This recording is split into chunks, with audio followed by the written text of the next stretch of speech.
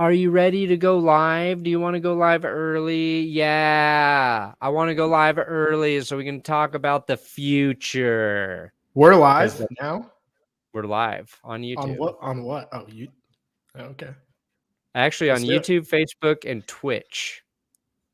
Twitch. Okay. Yeah, I'm getting like Didn't know that was a thing. one or two Twitch viewers per stream. So buckle up. Well, welcome to Okay. those one or two people. Yes. Welcome, one or two people. Okay. This is the That's Good Broncos podcast, live stream, whatever the hell it is. I don't know. Will and I talk about the Broncos 2 to 3 times a week.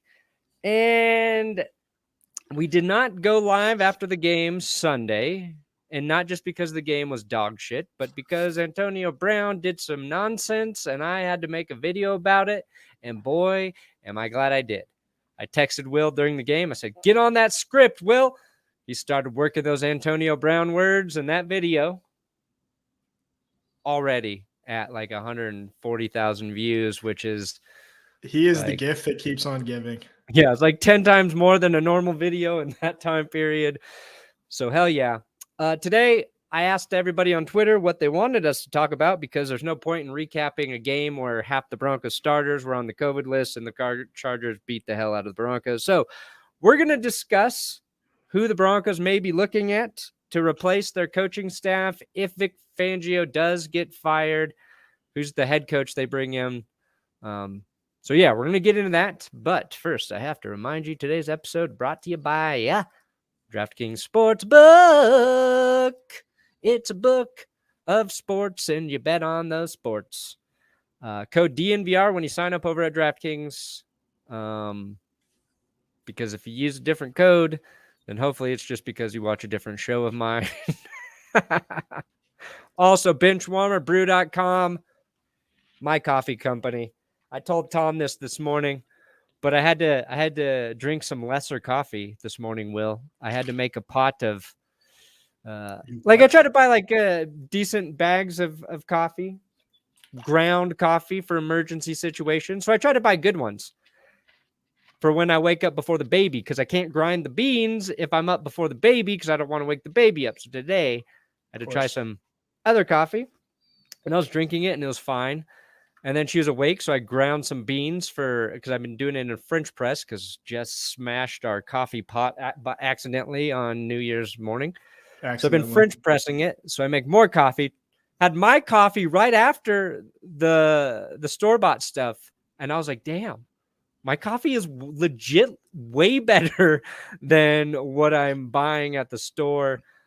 I don't think I had done like a taste test side by side since I'd like tasted the beans to start it all. So I was like, oh, wow, I'm impressed with my own coffee. So that we'll take the Pepsi challenge any day.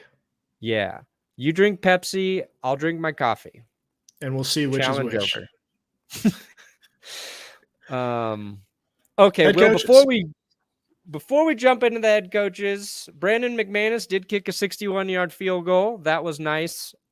And that's literally, I think, I remember two things from the game. Mcmanus kicking a 61-yarder and Pat Shurmur running a reverse flea flicker on 4th and goal.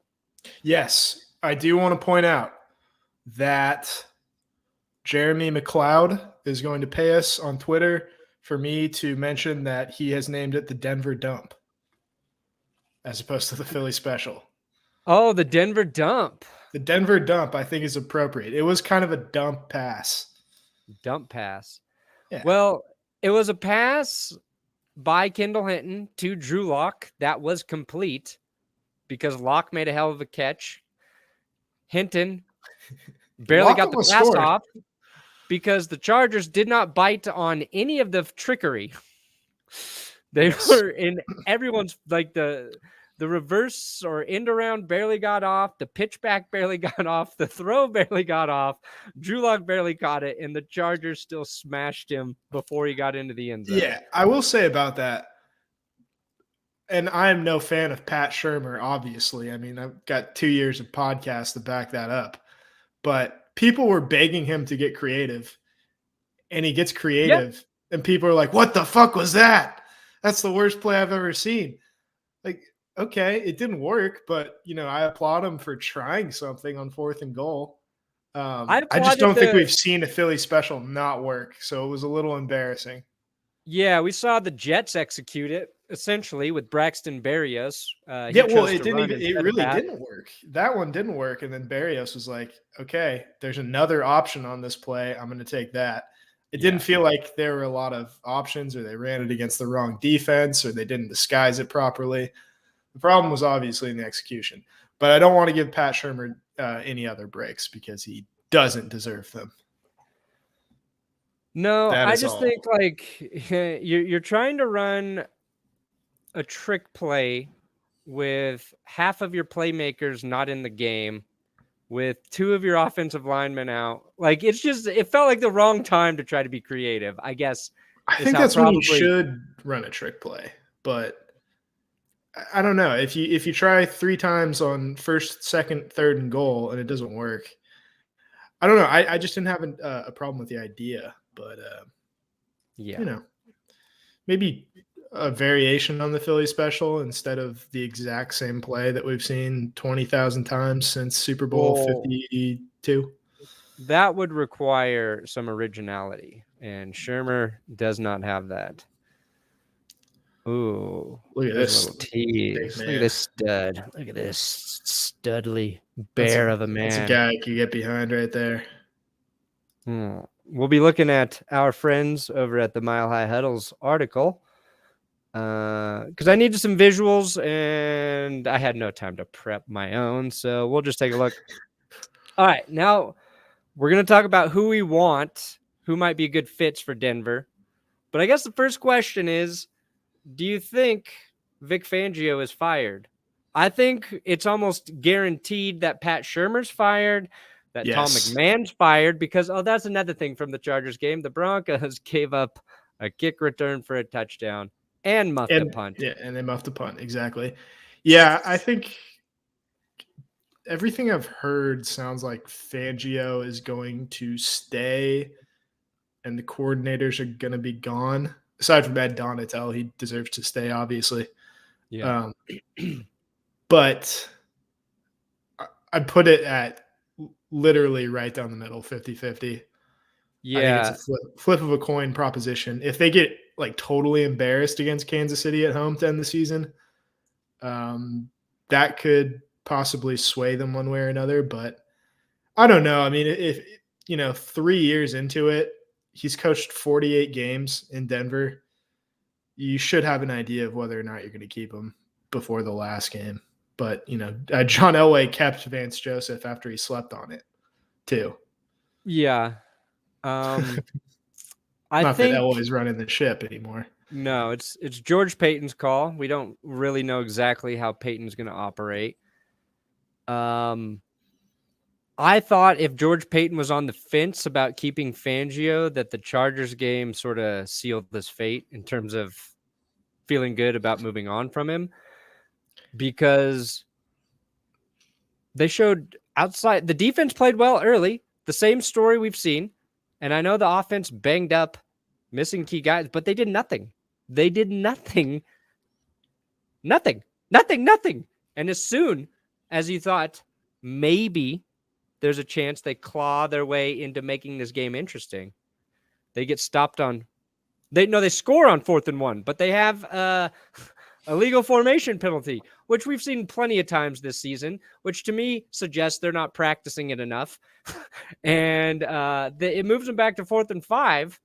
And somehow 4th and 1 and 4th and 5, that's a huge difference in terms of you thinking you can score, and they settle for a field goal.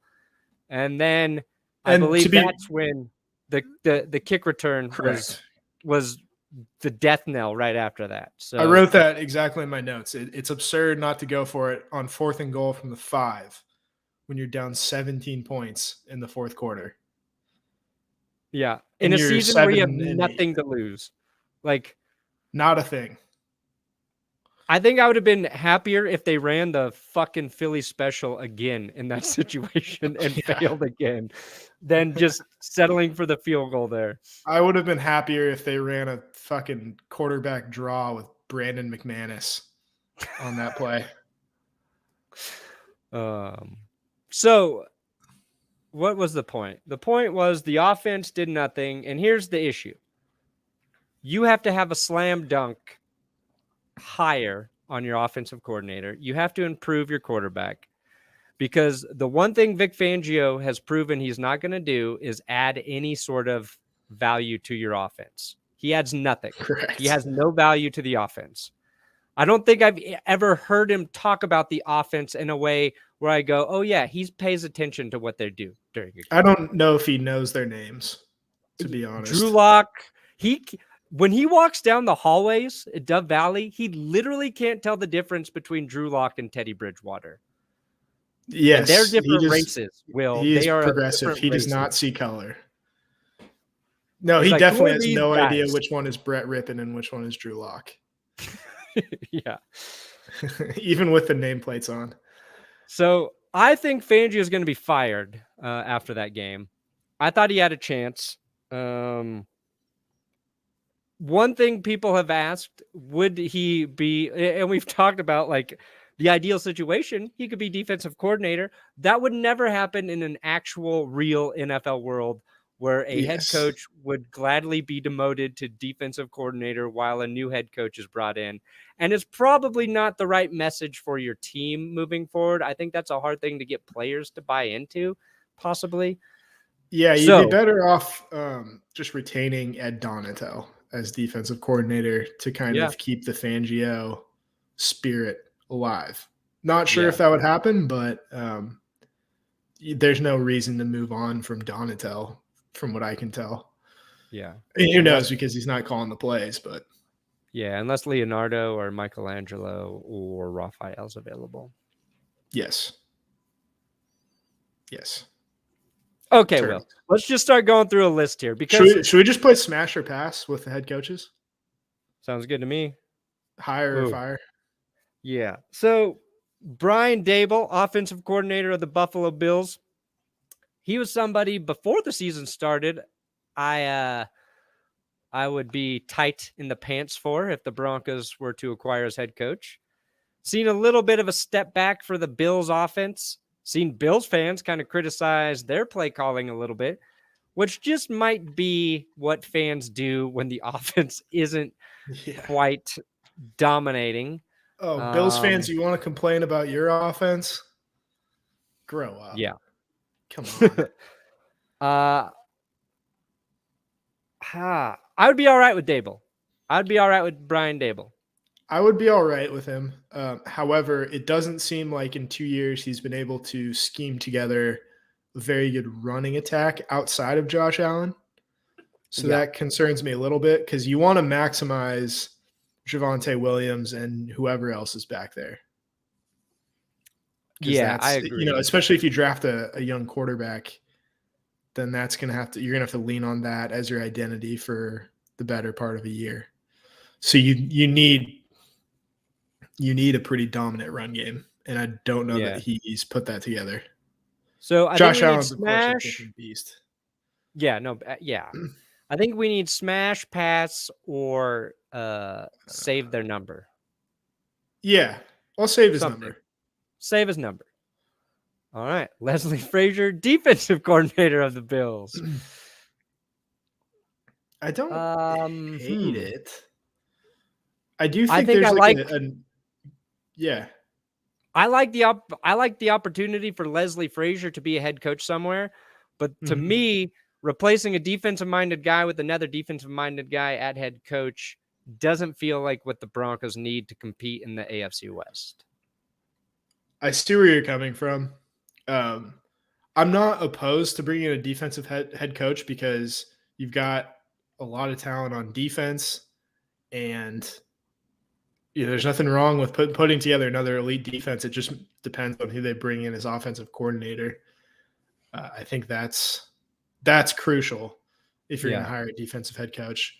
So I think for that reason, I do like with Frazier and a couple of other guys that I'm sure we'll encounter, they deserve another chance to be a head coach, because Frazier, he was a good head coach. I mean, name his quarterbacks in Minnesota. Like, I'm pretty sure Frazier took Christian Ponder to the playoffs. Oh, was that year? I mean, Adrian Peterson took him to the playoffs, if we want to be Yeah. a little more 20, precise. 21 wins, 32 losses, 1 tie with the Vikings. So there's also like the idea that, a head coach who kind of fails the first time around, let him go marinate, come back, and they'll have some more success. We got your boy Lettuce with the super chat. Super smash on Davil, especially if you draft a mid-first QB. Thank you, Lettuce. Mr. Lettuce, as always. Now here's interesting. Here's interesting. Ooh.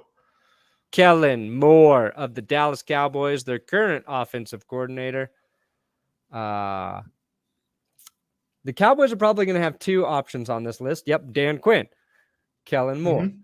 Dan Quinn kind of getting hot in terms of not just the Broncos, but the Jaguars wanted to interview him. He said, "Fuck off, you're the Jaguars." Dan Quinn has been. Good move. That makes me It's like been him a leaked. little bit more. Yeah, it's been leaked that he's on George Payton's radar. I think Dan Quinn just needs to be a defensive coordinator for a while. I think he's kind of found what he's really good at. He's got young talent in Dallas.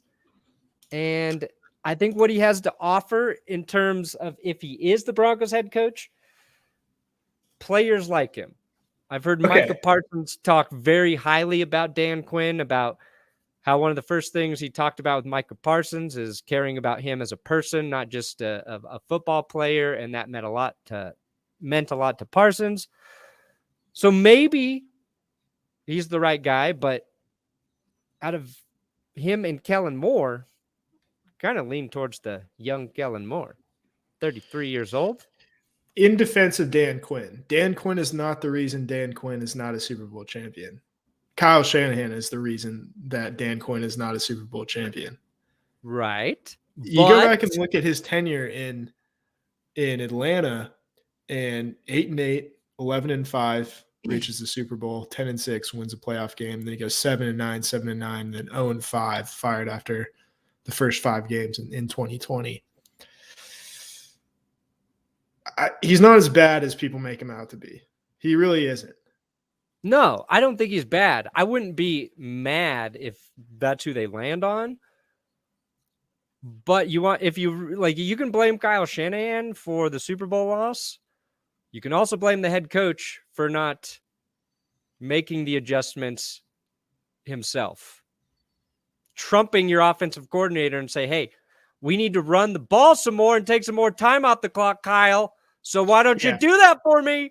Like, I want a head coach who is aware of those things while they're happening. And first Super Bowl, there's a lot of pressure there. Maybe he's learned since then. Maybe he's better since then. But to me, that feels like what Vic Fangio would do. Just like, oh yeah, the offensive coordinator fucked it up, and I didn't do anything about it to change during the game. That makes a lot of sense too. One thing I will say about Kellen Moore too, that's interesting. It would be totally weird to see like someone who I remember vividly watching play in college become the head coach of my favorite NFL team. Yeah. You got the Broncos connection already there. Obviously, quarterback at Boise State for 15 years or however long he was there. Imagine if you trade for Aaron Rodgers and you've got a 38-year-old Aaron Rodgers with like a 34-year-old Kellen Moore. Your quarterback's 4 years older than your head coach.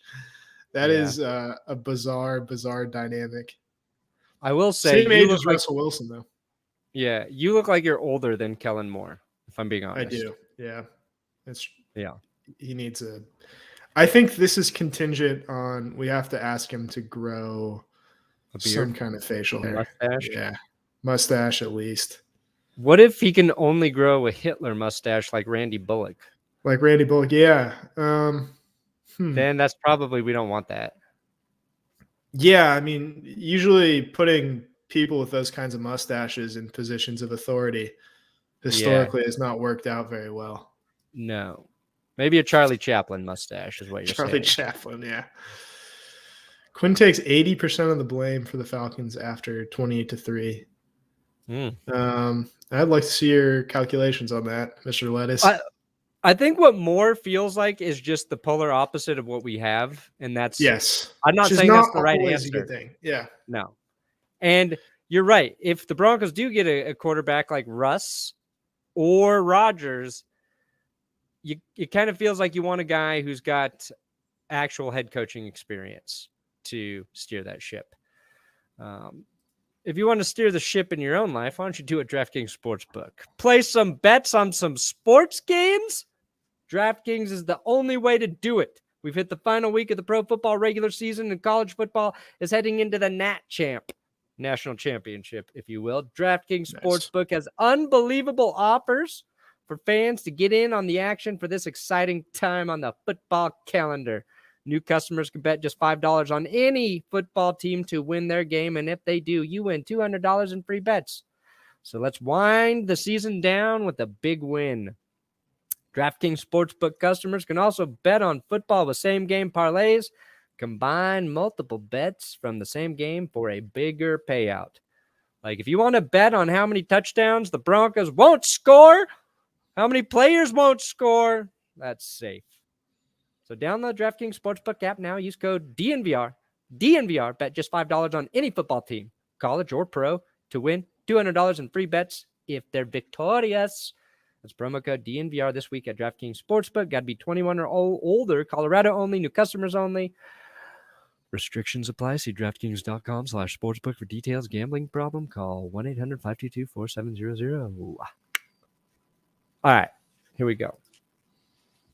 So smash or pass? Yeah, I'll we never smashed or passed. We passed Leslie Flair. I'm going to pass. I'm not going to say keep his number just to be nice. Yeah. I will pass on Kellen Moore for now. I'll keep his number. Yeah, keep his number. Because the Cowboys are all over it. The Cowboys want him to be their new head coach. And it's fun to piss off the Cowboys. Yeah. Yes. Dan Quinn, keep his number. Keep that number. Keep those Here goodies. is the golden ticket. Here we go. Nathaniel Hackett. Oh, that guy looks like a head coach. He's got head coach face. He's got head ball coach face. I did not think that's what that man looked like. I pictured some more scruff, some hair, a hatchet. All right. Yeah, Nathaniel Hackett. It's kind of like kind of reminds me of like Nathaniel Hawthorne. Is that his name in Last of the Mohicans? Maybe I'm getting something confused here, but Nathaniel is a strong name to go with when you could just be Nate Hackett. Yeah. Nate Hackett, I don't know. Nathaniel Hackett, whew, we're cooking with something there. Hard smash here. Because I think if you're bringing in Hackett, you're believing there's a chance you're going to get Aaron Rodgers as well. This idea has been floated. We talked about it a little bit. You forget that Matt LaFleur has an offensive coordinator. That is Nathaniel Hackett. And as he pointed out, I think in the last podcast, he took the Jaguars to the AFC Championship game, calling plays for Blake Bortles. He was their OC when they made it there, Will. Is that correct? That is entirely correct. Yeah. So I think this guy's put his time in. He's coached up a bad team, which is something I think is very valuable. That's what I want out of an offensive coordinator, is a guy who's done more with less. You know what I mean? Exactly. To me, a guy who succeeds with like Aaron Rodgers as your OC only, that doesn't impress me, because I feel like Aaron Rodgers is mostly his own offensive coordinator most of the time. It's like, Adam Gase doing well with Peyton Manning, not fucking impressed. But Hackett did a lot with Bortles. So I like that. That speaks. Yeah, I mean, so he did a lot too with the 2014 Bills, who went 9-7 with EJ Manuel and Kyle Orton at quarterback. Oh, he had them looking pretty good. They were, they were 26 in points. Let's ignore that. No, sorry, in yards. 18 points. They were decent. They were decent. He was just learning. That was his second year as an OC. But yeah, he did his best job definitely with the 2017 Jaguars, and then Just ad out of here.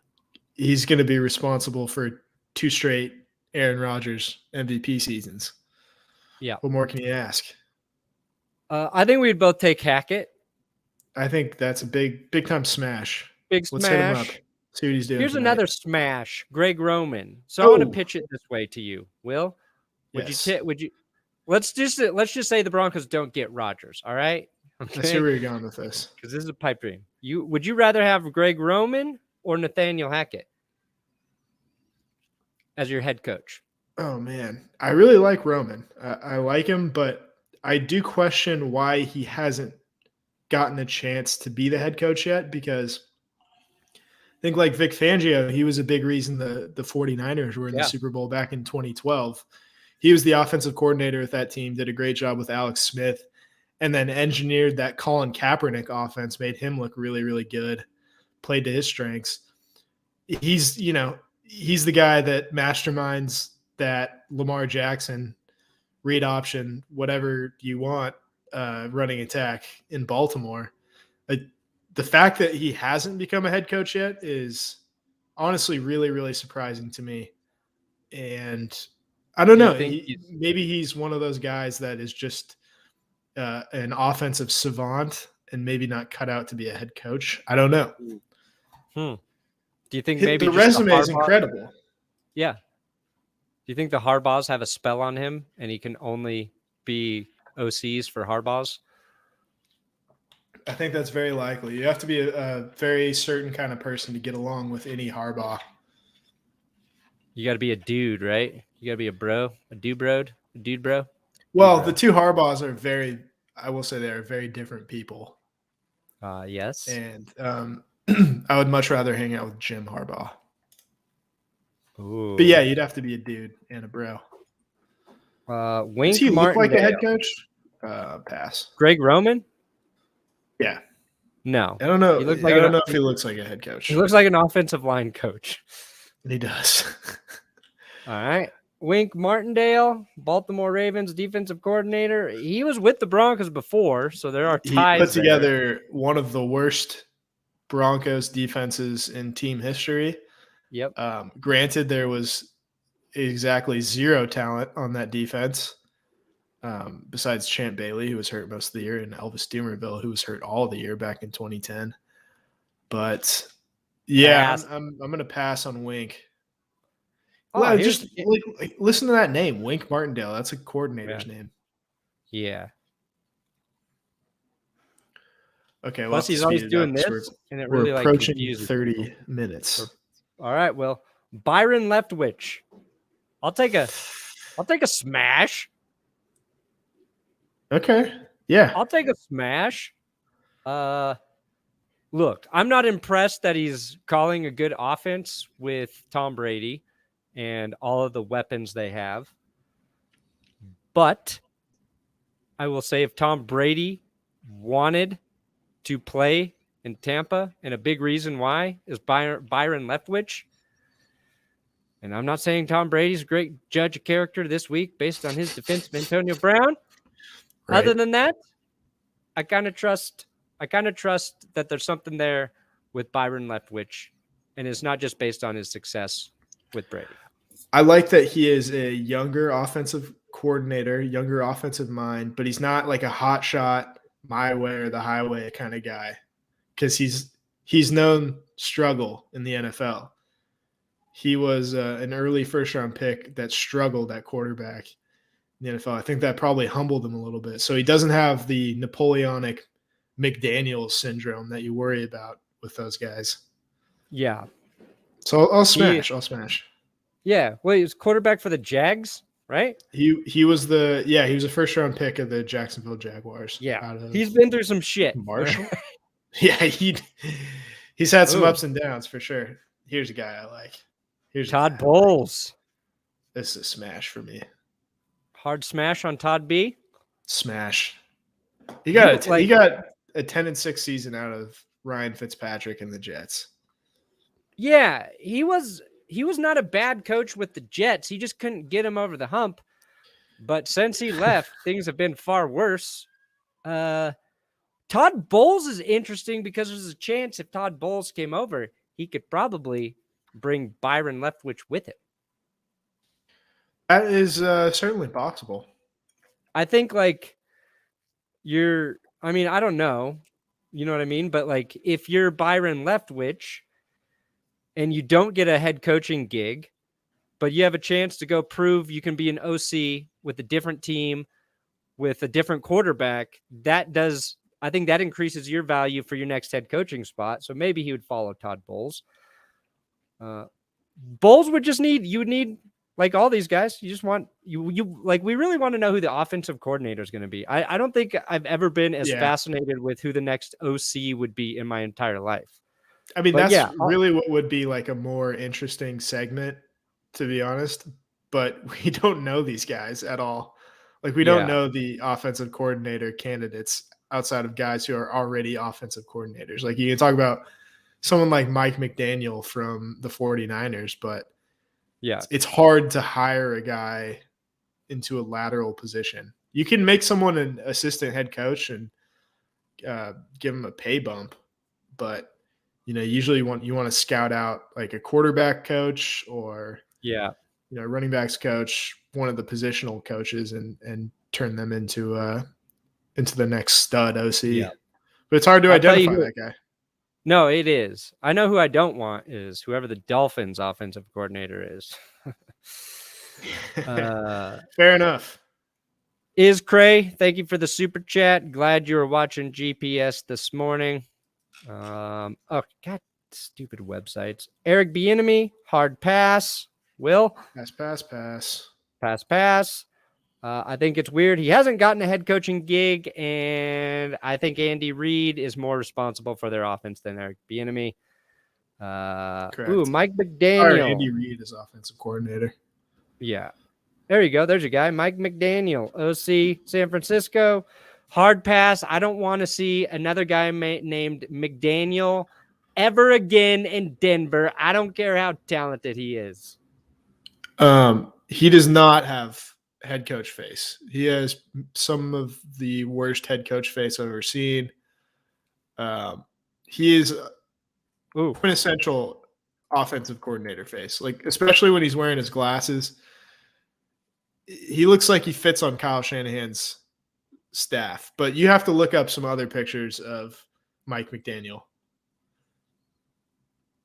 to truly see. Yeah. Okay. Doug Peterson looks like a gamer. Hard pass. Doug Peterson is confusing. I feel like there's a lot of baggage there. Too much baggage. I think Frank Reich was more responsible. What was a big part of it? I think like Doug Peterson would have been fine for a while if their coaching staff stayed in place. But here's Raheem Morris. Ooh, interesting. Interesting indeed. The comments, Clint Kubiak. That's also interesting. Clint Kubiak for head coach feels a little premature. I do want to point out the guy who might be interesting is Mike Kafka. Could be an interesting offensive coordinator. He is currently the quarterbacks coach and passing game coordinator for the Kansas City Chiefs. Oh, that's right. And Mike Kafka, if you remember him, was a quarterback for the Philadelphia Eagles on Andy Reid's squad back in the day.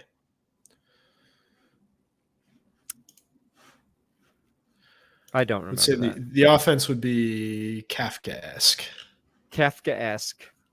I read a book called Kafka by the Shore. Dennis Allen, that's interesting because I like Dennis Allen. I do. His biggest problem was that he chose the Raiders job. Yeah. And go look at the talent on some of those Raiders teams because Dennis Allen was great in Denver. He was a great defensive coordinator. I was pissed when he left. I was happy that he crashed and burned for leaving the Broncos because it looked like they were just putting – that was like through a stretch where the Broncos had a new defensive coordinator like every year. And it was like, oh, shit, I think we found a guy with Dennis Allen. And then he was too good, and he was stolen. A lot of time in New Orleans, winning organization there. I could fuck with Dennis Allen. I could smash that. I'd smash, yeah. I think he knows the organization already. You learn a lot failing with the Raiders. Just ask Mike Shanahan. Yes. That's what he did. I mean, you could use this example against me and say Hugh Jackson got worse after coaching the Raiders. That's okay. I really like Dennis Allen. His head coaching record is 8-28 currently. But those were some abominable Raiders teams. I'd just like to point out. Very bad Raiders teams. He probably learned a lot coaching with Sean Payton, who, if like I could get a guy who is going to just switch head coaching jobs for a new city, I would take Sean Payton. Yeah. I'll smash Dennis Allen. I think that's enough. That's enough candidates we went through. I got to go give my daughter a bath and put her down to bed. So, Same. Yeah, Will just had a daughter. He didn't tell anybody. That's why he got a new apartment or house, and he's got to put her down to bed. Yeah. Correct. Cool. Big Ben Roethlisberger's final game in Pittsburgh. Your thoughts very quickly. Oh, I hope the Browns destroy him. I have no love for Big Ben. None. Oh, really? None whatsoever. It's incredible. No one's made Big Ben look better than Antonio Brown recently. I know. He's made Big Ben look like a model citizen. Crazy. They both quietly made sexual assault allegations just disappear. They really did. They could teach a master class on that, which I would not recommend attending that class. No, do not go to that class. I'm just saying they know a lot about it, clearly. Yeah. All right. Oh, yeah. AB is still a Buccaneer currently because if he is actually hurt, they got to figure out how to get rid of him. Some shit like that. Yeah. Let's just say we want Antonio Brown on another team for our sake because he is a cash cow and he's content gold. He's content gold. And I don't know, like when you look at this incident in totality, far from the worst thing he's ever done. Oh, not even close. This is not the like straw that broke the camel's back. He just happened to embarrass the team publicly. Yeah. He's a good player. Like the Bucs actually do need him. The Bucs didn't really need him last year. They do need him this year. Yeah, because they don't have Godwin. Correct. They're gonna lose in the playoffs. I feel it. I feel a loss in the playoffs for the Bucs. Agreed. We'll see. The Broncos got one more week. We'll see how many coaches are fired. I'm assuming it's at least 3 big ones, maybe just 2. Who knows? Will, good night. John Elway played his entire career without an ACL. Who's Kevin Kelly? I have not heard that name ever. Let's see. Oh my God. Sounds made up. Kevin Kelly is an American football coach who formerly served as the head coach at Presbyterian College. Oh, this is the guy who never punts. Oh. Okay. Nice. I can get down with that. Alec. I can get down with that, yeah. And good luck.